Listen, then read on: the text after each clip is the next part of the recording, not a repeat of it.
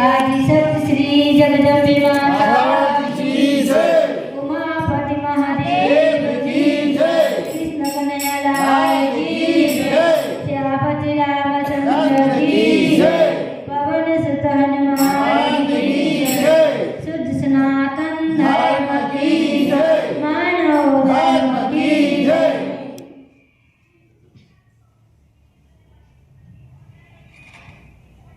गुरुर्ब्रह्मा गुरुर्विष्णु गुरुर्देवो महेश्वरा गुरुर्साक्षात् परब्रह्म तस्मै श्री गुरुवे नमः। राम बुलावा वेजी दिया कबीरा जब सुख सतसंग में सोवै कुंठ न होय, सोवै कुंठ न होय। बोलिए आनंद कंद भगवान की जय। परमपिता परमात्मा पूज्य इष्ट गुरुदेव उपस्थित पूजनीय बाजी और आज की 27 संपत्ति श्रद्धा भाव लेके आए भाव भक्ता और माताएं भाई बहने, हम सब श्री गुरु महाराज जी की छत्र छाया में बैठकर भजन का हम सब श्रवण कर रहे थे। तो सचमुच में हर युग में महान पुरुष आते हैं और एक ही मार्ग सबको दिखा के गए, जब भक्ति का मार्ग और आत्मा का कल्याण का मार्ग। मैं एक भजन रखती हूँ, आप लोग मेरे साथ दें। बोलिए आनंद कंद भगवान की। तना चलता फिरता मंदिर है भगवान उसी के अंदर है। तना चलता फिरता मंदिर है भगवान उसी के अंदर है। तना चलता फिरता मंदिर है भगवान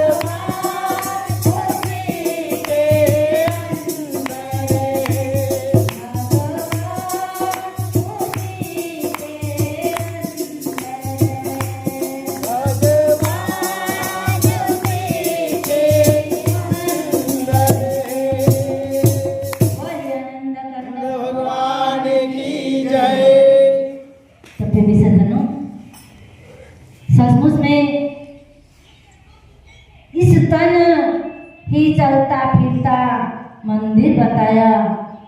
इसी के अंदर ही भगवान है। अब हम शरीर को तो हम एक माटी का पुतला है, लेकिन इसमें भगवान ने एक मिट्टी से बनाए। जब जिंदा जागता सुंदर सा मूर्ति बनाया, तब उसके अंदर भगवान ने आत्मा का प्रवेश कर दिया। जब भगवान वो आत्मा स्वरूप जो हमारे ये शरीर के अंदर प्रवेश कर दिया, तो वो जिंदा जागता हो गया। लेकिन आज हम इस मनुष्य शरीर को प्राप्त भगवान की कृपा से हुआ है। इस शरीर में ही हमने सब कुछ कर सकते हैं, लेकिन एक दिन ये शरीर भी हमारा ढल जाते हैं। तो बताते हैं ये भगवान ने हम सबको बनाया, सारा जगत ही उसी की माया है। ये जगत तो उनकी ही माया है, लेकिन आज हमने मेरा मेरा करते हमारा सारा उम्र ही बिता दिया है। इसलिए बताया आया कहाँ से कहाँ ही जाना, ढूंढ ले ठिकाना बंदे ढूंढ ले ठिकाना। अब हम संसार में तो कहाँ से आए, लेकिन फिर यहाँ से भी एक बार जाना तो पड़ेगा ही। लेकिन उस ठिकाना को जहाँ हमें जाना है, कहाँ से आए और हमें कहाँ जाना है, उस ठिकाना को ढूंढने को कहा। लेकिन कैसे ढूंढे? तुलसीदास जी बताते हैं,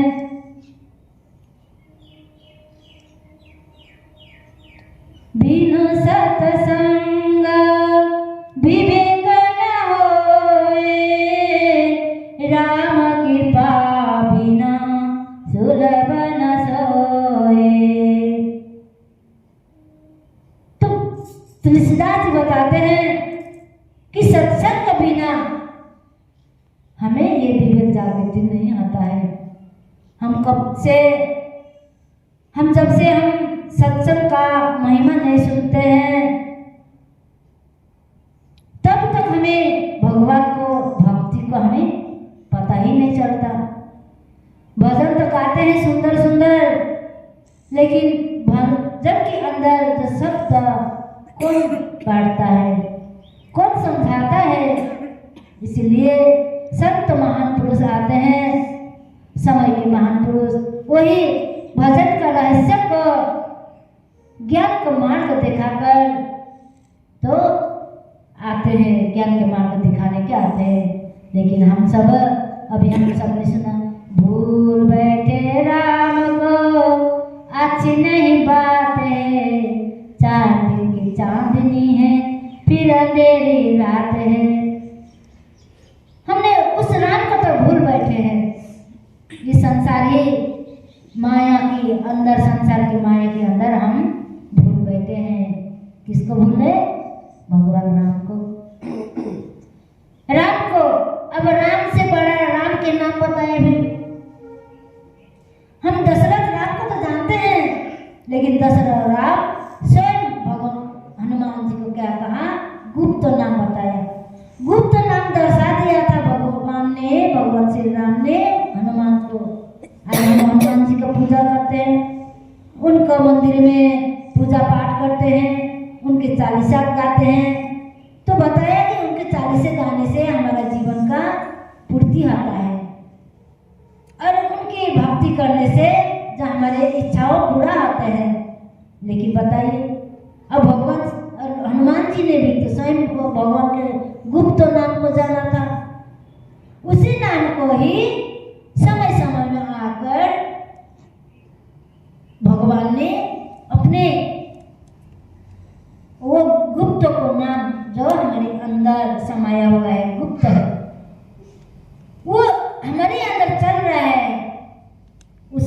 को ही समय समय में महाप्रभु जाकर बताते हैं और समझाते हैं। कैसे? संतों के द्वारा। आज हम संतों के महिमा सुनते हैं। बताया कि नारद जी सतयुग में संतों थे। एक समय नारद जी भी भगवान विष्णु के पास गए तो प्रश्न किया, प्रभु संतों के सानिध्य से हमें क्या प्राप्त होता है और क्या लाभ होता है? प्रभु अंतर्यामी जब नारद जी को बताए, एक नारद मुनि, ये तो छोटी सी बात है। एक पंछी माने पशु भी देते हैं, एक पंछी भी आपको इसका जवाब देते हैं। तो प्रभु क्या बात कर रहे हैं? तो भगवान ने कहा, देखो नारद मुनि, उस पहाड़ के सामने जाना, एक पंछी है, वो पंछी के पास जाना, जब ये प्रश्न आप कहेंगे तो वो पंछी आपको जवाब देंगे। तो नारद मुनि उसी तलाश से जो संतों के सानिध्य से क्या लाभ होता है, तो वो प्रश्न को उत्तर को पाने के लिए मृत्यु लोक में आए और देखा उस पहाड़ी के सामने पहुंचे तो एक पेड़ के ऊपर एक पंछी था। तो पंछी के सामने पहुंचे नारद मुनि और नारद मुनि ने पूछा, ये पंछी जो हमने भगवान विष्णु के आज्ञामती आपके पास में आए हैं, तो आप ही बताइए कि संतों के सानिध्य से हमें क्या लाभ होता है? तो पंछी प्रश्न का उत्तर दे नहीं पाए। कैसे? उस नारद मुनि समय के संत थे सतयुग में, तो संतों को सानिध्य पाते ही वो पंछी देखते ही नारद मुनि का सानिध्य पाते ही उस पंछी मृत्यु हो जाता है और वो प्रश्न को उत्तर भी जवाब दे नहीं पाए, वो मर जाते हैं। तो नारद मुनि ने सोचा, अरे ये पंछी भी हमें उत्तर नहीं दिया, अब क्या होगा? फिर भगवान विष्णु के पास पहुंचे। भगवान विष्णु ने कहा, क्या हुआ नारद मुनि, निराश हो गया है? प्रभु जब आपने पूछा भेजे तो मैंने जैसे ही प्रश्न रखा उसी समय वो पंछी भी प्राण त्याग दिया।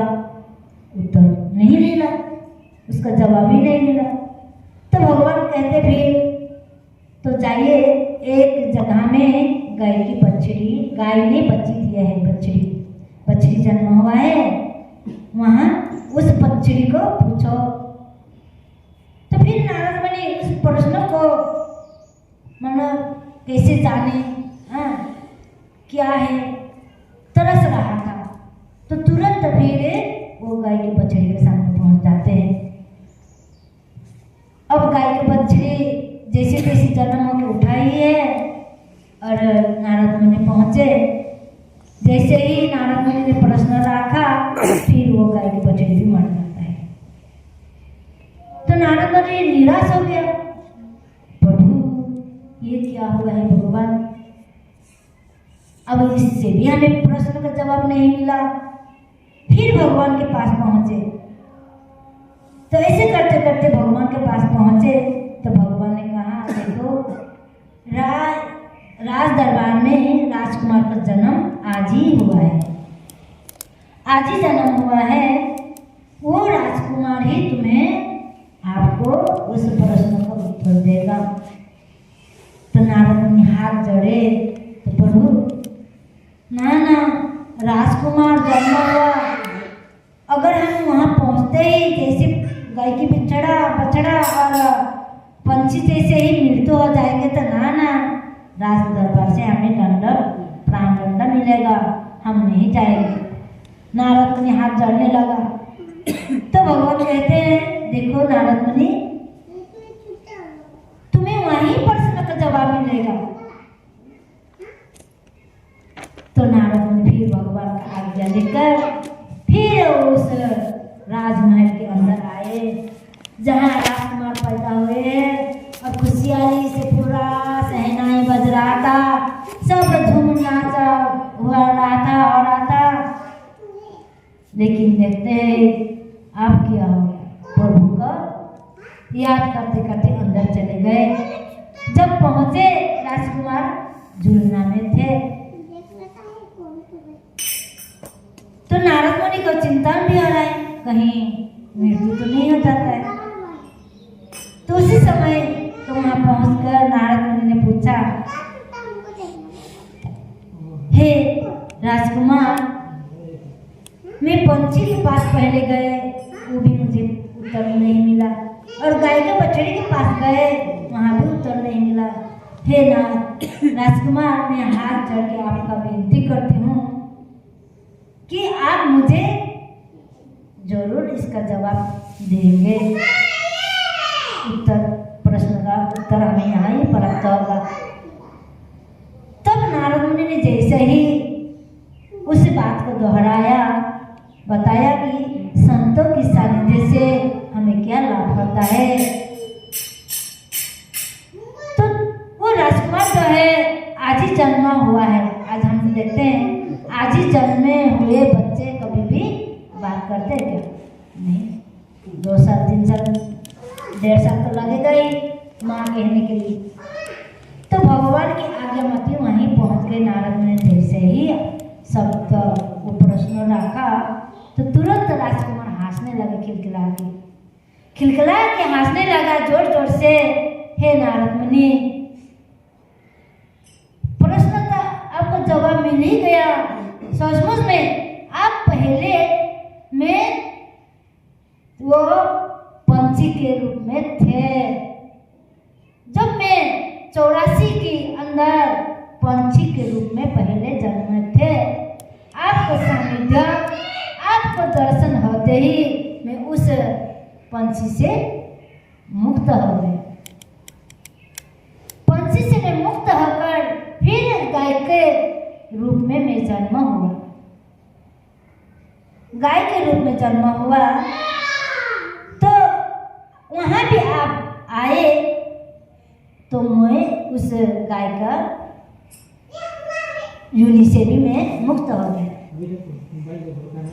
हो गया और आज मैं आपके सानिध्य से उस 84 बंधन से मुक्त होकर मनुष्य शरीर को प्राप्त हुआ है। हे नारद मुनि, यही है संतों की सानिध्य से मुझे मनुष्य को चला प्राप्त हुआ। तो नारद मुनि खुशी से उस जवाब को लेकर संतुष्ट हुआ। तो इसी प्रकार जो 84 की बंधन से मुक्त कराने के लिए ही संतों की सानिध्य और संतों की महिमा होते हैं। जो संतों से हमें क्या लाभ होता है कि यही होता है कि संत तो मिले तो 4 फल बताए। गंगा नहाने गए तो 1 फल बताया, संत मिले फल 4, सतगुरु मिले अनेक फल, कहत कबीर विचार। कबीरदास जी यही बताया कि गंगा नहाने से तो एक ही फल को प्राप्त है, वो क्या है? शरीर का पवित्र होता है गंगा स्नान करने से। लेकिन संतों के सानिध्य, संतों के पास जाएंगे तो हमें 4 फल का प्राप्त होता है। वो 4 फल अगर हम सद्गुरु के चरण में जाएंगे तो अनेक फल होता है, और सद्गुरु के चरण में जाएंगे तो अनेक फल का प्राप्त होता है बताए। इसी प्रकार सद्गुरु महाराज के चरण में आएंगे तो हमें लाखों करोड़ों का फल का प्राप्त होता है। यही है सद्गुरु की महिमा और संतों की सानिध्य से हमें क्या लाभ हुआ? मनुष्य जन्म का लाभ हुआ। अब ये मनुष्य शरीर में ही हमें भक्ति का मार्ग उठाना है, भगवान को जानना है। बताया कि इस शरीर के अंदर ही भगवान विराजमान है। अब इस शरीर के अंदर वो ज्योतिष स्वरूप प्रकाश रूप आत्मा है, वही आत्मा ही भगवान का अंश है। भगवान उसी के अंदर ही है, ये शरीर के अंदर ही बताया। अब हम कैसे जानेंगे? सदगुरु के चरण आएंगे तो हमें उस ज्ञान को प्राप्त होता है, जो हमें ज्ञान भगवान ने माँ के गर्भ में ही दिया था। माँ के गर्भ में हमें उस 4 फल का प्राप्त होकर हमने माँ के गर्भ में जपा था। हम बाहर आकर भगवान को वचन दिया था कि प्रभु इस नरक से हमें बाहर निकाल दीजिए, हम आपका ही भक्त करेंगे। लेकिन गर्भ के नरक से तो निकल गया, संसार के माया में फंस गए। संसार की माया में फंस गए, हमने वो वादा को भूल बैठे। तो सज्जनों, वही गर्भ का ज्ञान, वही प्रकाश 4 फल का प्राप्त हमें श्री गुरु महाराज जी के द्वारा ही होते हैं। यही ज्ञान भगवान श्री कृष्ण ने अर्जुन को दिया है। तब तो अर्जुन ने विश्व रूप को दर्शन किया। इसीलिए हम आइए और जाने उस हमारे अंदर का जो चलते हुए अंदर में जो चल रहा है उसी को जाने। वो ज्ञान मार्ग हमें समय के सदगुरु के द्वारा ही प्राप्त होते। मैं ज़्यादा यहाँ कहकर अपने विचार को समाप्त करती हूँ। बोलिए आनंद कंद भगवान की जय, सद्गुरुदेव महाराज।